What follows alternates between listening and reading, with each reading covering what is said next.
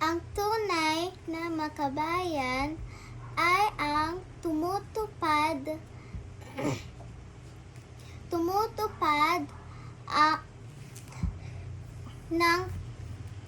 ng pagbubuti ang kanyang mga kapwa. Gaano mang kaaba ang kanyang katungkulan.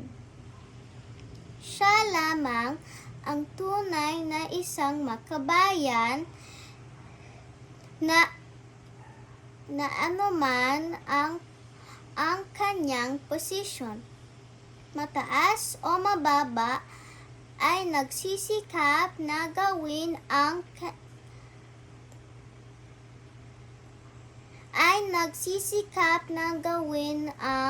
pinakamabuting kabutihan sa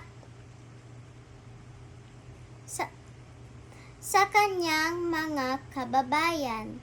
Apolinario Mabini.